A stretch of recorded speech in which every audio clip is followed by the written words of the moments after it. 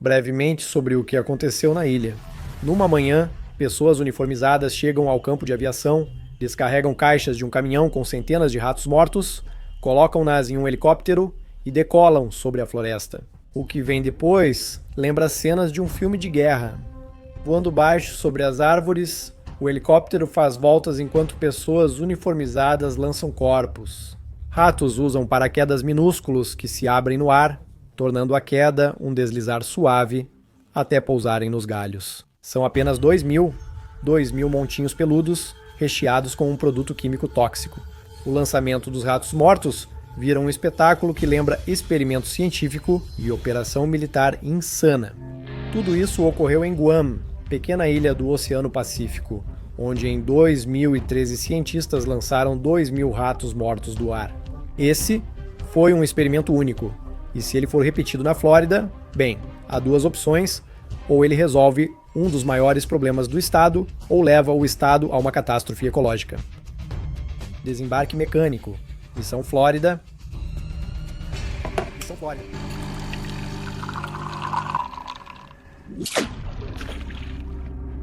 Lembro discretamente para você fazer algo embaixo deste vídeo. Então, o que aconteceu lá em Guam? O Ministério da Agricultura e o Ministério da Defesa dos Estados Unidos da América passaram 3 anos desenvolvendo uma estratégia que parece roteiro de filme de ficção científica: lançar ratos mortos de paraquedas. Guam se tornou um centro de testes na luta contra espécies invasoras. O principal alvo da operação era a boiga marrom. Essa cobra é nativa da Austrália, Papua Nova Guiné e Ilhas Salomão, mas após a Segunda Guerra Mundial, chegou acidentalmente a Guam em navios militares. Seu veneno não é fatal para humanos. Para a ilha, as consequências foram catastróficas.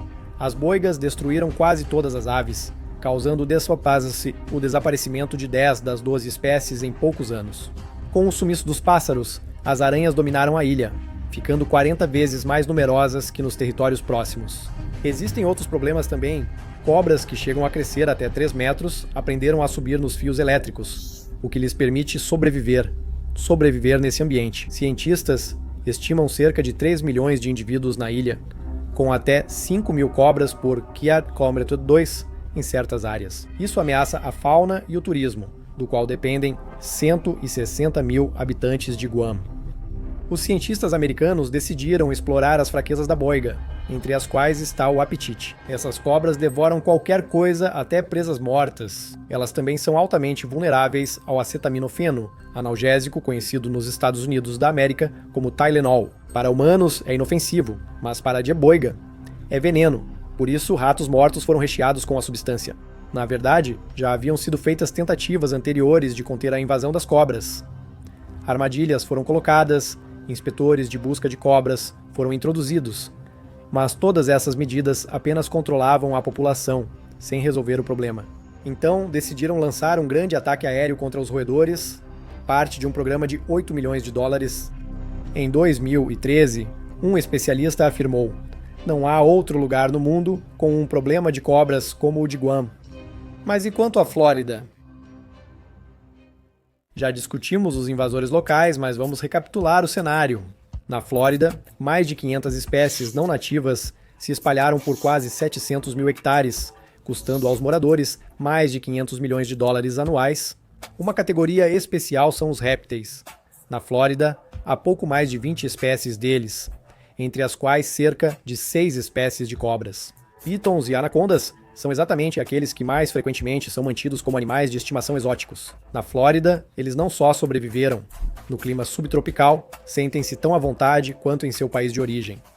Sem predadores naturais e com presas em abundância, as cobras formaram uma população autossustentável e estão expulsando espécies nativas. Tudo o que os invasores comem está desaparecendo aos poucos. Há outro problema.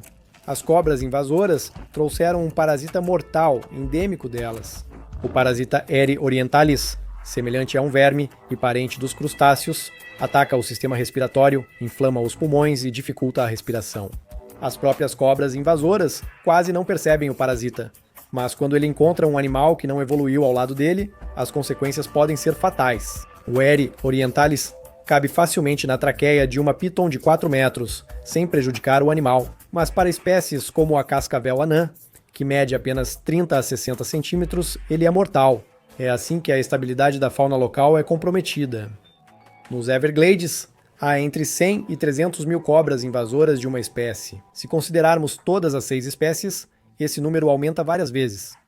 O problema na Flórida é claro. Cobras estão destruindo tudo. Em Guam, resolveram algo parecido, usando ratos mortos com paraquedas. Parece perfeito, mas antes precisamos entender os detalhes e lembrar um ponto importante. Em Guam, eles lançavam ratos mortos do ar porque era mais fácil transportá-los, e certamente não havia como jogar animais vivos de um helicóptero. Além disso, surge a dúvida: como aplicar veneno em um rato vivo? Com ratos mortos, isso não é um problema. O método também funciona bem na Flórida, pois jiboias e pitons comem ratos e camundongos, principalmente filhotes. Sim, uma piton adulta de 4 metros deve preferir um guaxinim ou gambá, mas parte da população será afetada. Tudo parece fazer sentido, mas há mais um ponto. Presa morta não serve para todas as cobras, pois na natureza elas percebem a comida como algo vivo, quente e em movimento. Para iniciar o ataque, sinais visuais, químicos e térmicos são essenciais. Muitas cobras possuem órgãos que detectam radiação infravermelha, permitindo enxergar calor.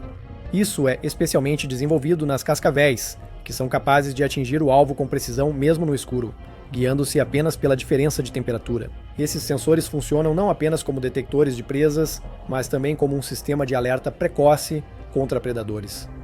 E aí está o problema. Mesmo com um rato morto na frente, a cobra pode ignorar esse alimento. Em cativeiro, os criadores treinam seus animais de estimação para comerem presas mortas, mas na natureza selvagem, simplesmente não há ninguém para fazer isso. É por isso que em Guam, os especialistas estudaram o comportamento da cobra por 3 anos antes de decidir realizar o experimento. Eles se certificaram de que as bugigas marrons não têm nada contra ratos mortos. E as cobras da Flórida? Em laboratório, pitons birmanesas comeram ratos, coelhos, galinhas, guaxinins e iguanas facilmente. Tudo isso estava morto, mas eram pitons em cativeiro, acostumadas a essa dieta e na natureza. Isso pode acabar de forma constrangedora. Milhares de ratos de paraquedas ficarão em árvores ou no chão, e as pitons vão ignorá-los. Além disso, as condições do local diferem bastante. Guam é uma pequena ilha no norte do Pacífico, território dos Estados Unidos da América. Fica a quase 9.500 quilômetros de São Francisco e mais de 2.500 quilômetros de Manila. Basicamente, é um pedaço de rocha vulcânica que um dia emergiu debaixo d'água. No começo, Guam parecia um atol pantanoso, até que deformações lentas empurraram seu relevo atual para a superfície. Resumindo o clássico, como costuma ocorrer em ilhas remotas, a vida chegou por acaso. Pássaros de terras próximas, insetos pelo vento, sementes pelas tempestades. Plantas e pequenos animais colonizaram Guam. Por acaso, não havia cobras aqui. Quero dizer, absolutamente nenhuma. Por isso, o surgimento da deusa marrom foi uma catástrofe. Também porque essas deusas passam o dia nas árvores, caçando pássaros, ovos e pequenos mamíferos. As aves locais evoluíram sem cobras e não tinham nenhum mecanismo de defesa. O resultado foi previsível: uma morte em massa das aves. Antes da invasão de Bodhi, havia 12 espécies de aves florestais na ilha. Agora restam apenas 2, ambas quase extintas. A população não passa de 200 indivíduos. Assim, ao iniciar o lançamento de ratos mortos, os cientistas dos Estados Unidos da América acreditavam que só uma espécie responderia à isca. O veneno foi criado especificamente para matar a cobra invasora do Zayada. Para Guam, o risco era quase zero, mas na Flórida a situação é bem diferente. Há 44 espécies nativas de cobras, encontradas em diversos ambientes, como manguezais, áreas ensolaradas, pântanos e regiões secas e elevadas. Muitas vivem perto das pessoas sem problemas, porque as cobras na Flórida não são inimigas, mas sim parte do sistema. Elas controlam roedores que destroem plantações e transmitem doenças aos humanos. Cobras não venenosas comem as venenosas e ajudam no equilíbrio. Até as venenosas têm papel no ecossistema. Cientistas notaram que certas cascavéis comem carrapatos.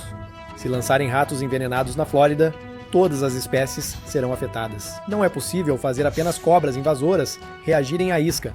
As espécies locais também tentarão. Lembro que elas desempenham um papel fundamental na ecologia. Elas próprias servem de alimento para aves e ajudam a controlar as populações de anfíbios e roedores.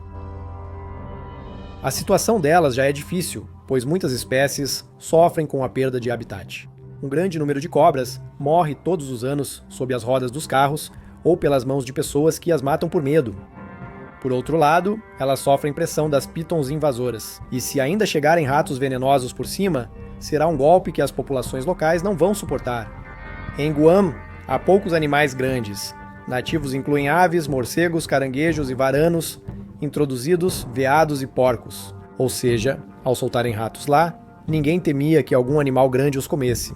Na Flórida, a história é outra. Há grande diversidade de fauna, como nos recifes das Florida Keys. Aqui vivem mais de 700 espécies de animais terrestres, 200 espécies de peixes de água doce, 1.000 espécies de animais marinhos e 1.000 espécies de insetos e outros invertebrados. A Flórida está entre os 5 estados com o maior número de espécies endêmicas. Entre essas centenas de espécies, muitos predadores e necrófagos certamente se interessariam por um rato morto. Raposas, gambás, ursos, coiotes, linces e onças pardas, todos eles podem potencialmente pegar a presa. Para ser justo, os cientistas já tinham pensado nisso quando preparavam a operação em Guam. Cobras são quase exclusivamente sensíveis ao acetaminofeno, analgésico comum.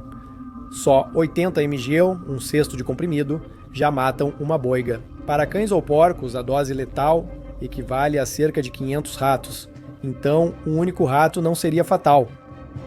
Os riscos persistem. Se um animal pequeno ingerir várias carcaças envenenadas, as consequências podem ser imprevisíveis. Como há muitos carnívoros na Flórida, parte do veneno provavelmente será ingerida por animais errados. Quando os ratos foram lançados em Guam, podia-se ter certeza de que uma parte significativa deles seria consumida pelas cobras. Na Flórida, a disputa pela presa é intensa. Também há a questão da escala. Em Guam, 2.000 ratos foram lançados com custo de $8 milhões. Quantos teriam que ser lançados na Flórida? O dobro, o triplo, 10 vezes mais? É quase impossível estimar, mas já se nota que o valor seria altíssimo. Isso ainda não é tudo. Segundo a People for the Ethical Treatment of Animals, comer ratos envenenados pode causar insuficiência renal e hepática em cobras, levando à morte em dias ou semanas de forma lenta e difícil. Especialistas já alertavam que o método usado em Guam é indiscriminado e perigoso não só para as cobras, mas também para outros predadores, necrófagos e aves. Ao que tudo indica, lançar ratos envenenados na Flórida não terá o resultado esperado. Mesmo em Guam, onde o programa teve sucesso, não eliminou todas as cobras. Desde o início, o governo dos Estados Unidos da América disse que queria controlar, não erradicar, a população. E isso em uma ilha pequena, onde havia apenas uma espécie invasora. No norte e sul de Guam, milhares de hectares de floresta são inacessíveis às pessoas. Lá, combater as cobras era impossível, então usar ratos mortos virou só uma parte da guerra contínua. Em 2020 anos após os primeiros lançamentos, o Departamento do Interior dos Estados Unidos da América destinou $3,4 milhões para continuar o programa. Ninguém realmente acreditava que seria possível exterminar as cobras. O objetivo era impedir que elas tomassem completamente a ilha e garantir que as aves sobreviventes pudessem sobreviver. Na Flórida, as chances de sucesso são menores. Primeiro, aqui não há apenas uma espécie invasora, mas sim um conjunto delas. E em segundo lugar, há uma enorme diversidade de animais nativos. Essa diversidade torna o programa menos eficaz e mais perigoso. No fim, o quadro se torna óbvio, mas triste. Muitos riscos, muita correria, enormes gastos e, ao mesmo tempo, nenhum benefício, nenhum resultado. Guam, Flórida. 2 lugares completamente diferentes. O que funcionou em uma ilha remota não necessariamente vai funcionar em outra, muito mais complexa e cheia de vida. Mas isso não significa que os cientistas desistiram. Pelo contrário, é justamente aqui que surgem novas ideias, criadas especialmente para os Everglades. Vamos pegar, por exemplo, os fofos coelhos do pântano. Qualquer piton birmanês adoraria comer um desses, mas ficaria decepcionado, porque esses coelhos são robôs, foram criados para atrair cobras gigantes de seus esconderijos. Essa é uma das novas ideias para o manejo da água no sul da Flórida. Se funcionar, os robocoelhos podem diminuir as pitons, que com seu apetite destroem espécies nativas. Acredita-se que capturar uma piton não seja tão difícil, mas o problema é outro. Primeiro, é preciso encontrá-la. Essas cobras se camuflam tão bem na natureza que só 1 a 3 em 100 são encontradas. Por isso, pesquisadores tentam usar iscas para atrair invasores e mudar esse cenário. Ferramentas inovadoras, como coelhos robotizados, podem ser o avanço que mudará o equilíbrio de forças nos Everglades. No verão, 120 coelhos mecânicos foram usados no experimento. Antes, aliás, tentaram usar animais vivos, mas isso acabou sendo caro e trabalhoso demais. Os robôs são muito mais simples. São mecânicos, emitem calor e se movem como um coelho de verdade. A presa da piton deve parecer viva, e esses coelhos realmente parecem. Eles funcionam com energia solar e são ligados remotamente. Os robocoelhos são colocados em pequenos viveiros sob a observação de câmeras de vídeo. Assim que a câmera detecta a aproximação da piton, um sinal é enviado ao responsável, que vem e remove a cobra. O robô custa cerca de $4.000 e o projeto é financiado pelo Distrito de Recursos Hídricos. Ainda é cedo para medir o sucesso dos robôs coelhos, mas os primeiros resultados são promissores. Não precisam ser alimentados nem limpos. São à prova d'água e têm câmeras com sensores de movimento. Quando a piton se aproxima, o sistema envia um sinal aos pesquisadores. Não se sabe se será possível enganar as cobras, especialmente se forem muito cautelosas. Cientistas agora aromatizam robôs com cheiro de coelho real. No final, os coelhos vão parecer tão convincentes que até mesmo as pitons mais cautelosas não vão resistir. O principal é que esses exterminadores peludos não sejam comidos cedo demais. Há algo mais que possa ajudar na luta contra a espécie invasora? E desta vez, um animal de verdade. Como acabei de dizer, encontrar pitons é difícil. Esses répteis, que gostam de água, se encaixam perfeitamente em áreas florestais e pantanosas, graças à sua coloração. Eles caçam suas presas em emboscadas, o que os torna mestres do camuflagem e da furtividade. Além disso, a busca por pitons é dificultada pelo terreno vasto e diversificado. Apenas 1% dele pode ser atravessado de carro ou a pé. Drones com câmeras térmicas não ajudam muito.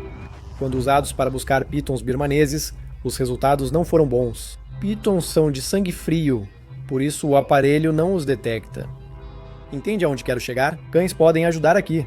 Eles são conhecidos por sua excelente capacidade de treinamento e já foram treinados para procurar outros animais. Cães foram treinados para detectar fezes de doninha pintada oriental, doninha listrada e urso negro, além de outro programa. Por que não usar cães para buscar pitons invasoras?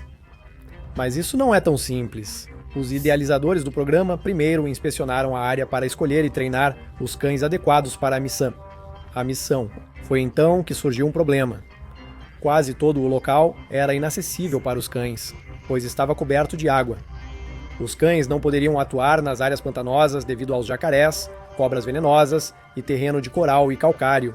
As pessoas tiveram que elaborar um plano para usar os cães de forma segura e eficiente. Era preciso adaptar os animais ao clima quente, úmido e ao terreno difícil dos Everglades, no sul da Flórida. Mas parece que tudo deu certo.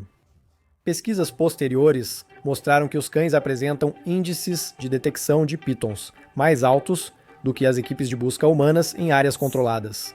E aqui está um exemplo concreto de um cachorro específico. A Comissão de Conservação de Peixes e Vida Selvagem da Flórida começou a treinar Truman, um labrador preto, e Eleonor para detectar pitons pelo cheiro. Avisar treinadores sobre cobras. O primeiro sucesso veio em 2020, quando Truman achou uma piton birmanesa de 2,4 metros na reserva pública de caça de pequenos animais Rocky Glades, no condado de Miami-Dade. Para ensinar os animais a atingir o objetivo, os treinadores usam toalhas com cheiro de piton e pitons vivos, com sensores rastreadores implantados cirurgicamente. Assim, treinam os cães para detectar o cheiro da cobra. Os cães mencionados foram treinados por mais de um mês antes de iniciarem as buscas no campo. Após encontrar a piton, o cão e o adestrador recuam, abrindo caminho para que os biólogos possam localizar exatamente onde está a cobra e capturá-la com segurança, removendo-a da natureza. Os cães também foram treinados para ignorar distrações ao trabalhar ao ar livre, como outros animais. Além disso, os cães ganharam resistência para não se cansarem rápido no campo.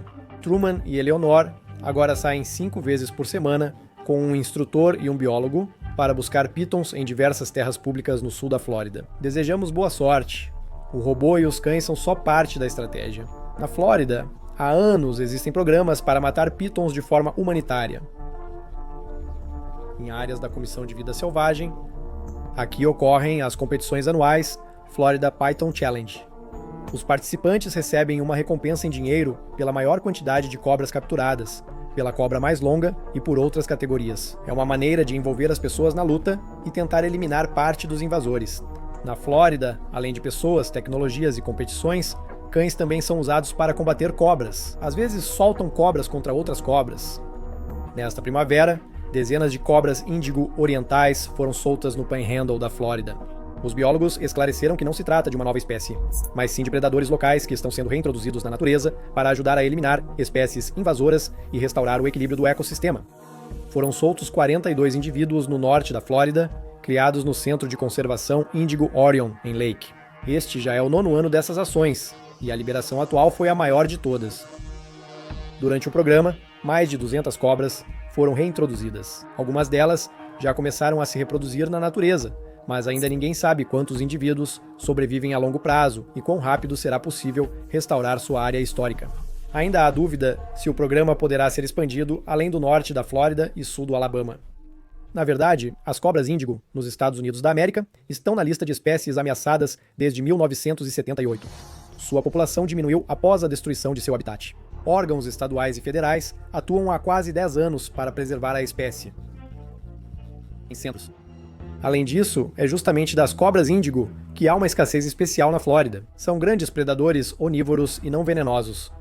Alimentam-se de aves, pequenos mamíferos e até cobras venenosas, ajudando no equilíbrio natural. Por exemplo, neste vídeo, gravado por pesquisadores, uma cobra índigo mata e come um filhote recém-nascido de piton birmanês. Para pitons adultos, ela não representa ameaça, pois não é grande o suficiente, mas é capaz de caçar os filhotes. E isso é importante, eliminar os filhotes. As cobras índigo podem ajudar a controlar o número de predadores invasores. Quanto mais filhotes forem mortos, menos adultos aparecerão. Os coelhos robôs e a liberação das cobras índigo fazem parte de uma estratégia maior. Nos próximos anos, pesquisadores pretendem combinar ferramentas, ampliar o programa com cães, para rastrear pitons por cheiro e usar tecnologias genéticas para localizar e reduzir a população. O trabalho com as pessoas também será importante. A conscientização e a responsabilidade com os animais de estimação devem se tornar uma barreira contra futuras invasões. Em geral, todos esses métodos, robôs, cães, soltura de cobras, mostram que os cientistas estão buscando soluções e tentando as abordagens mais diversas. Mas é importante lembrar, lançar algo do ar não é ficção científica. Esse tipo de operação na Flórida já é rotina há tempos. Já em 1997, no condado de Pinellas, de janeiro a abril, mais de 130 mil doses de vacina oral contra a raiva foram distribuídas de helicópteros e carros.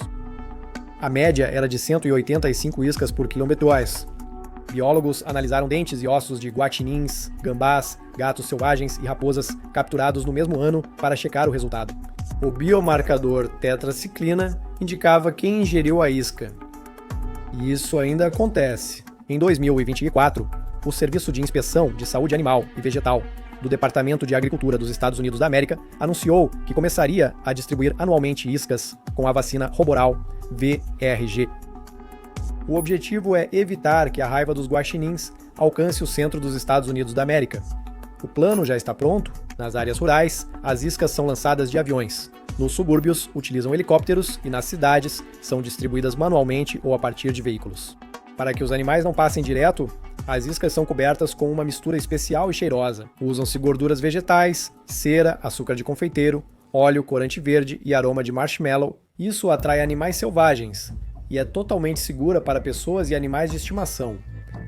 Não se pega raiva ao ter contato. A maioria das doses é tomada em 4 dias e quase tudo some em uma semana. O esquema é simples, aperfeiçoado ao longo dos anos e praticado há décadas em alguns estados. Em 2024, o programa de vacinação contra a raiva no Texas completou 30 anos. Aqui são usados 4 aviões e um helicóptero, que fazem de 8 a 16 voos por dia, a uma altitude de 150 a 300 metros. As iscas são lançadas a cada 800 metros, e só em uma temporada, mais de 800 mil doses são distribuídas no Texas. A densidade é de 25 a 27 iscas por quilômetro quadrado. A experiência prova que lançar algo do ar funciona, desde que ofereça proteção e não risco ao ecossistema. Deixe seu like. Até a próxima!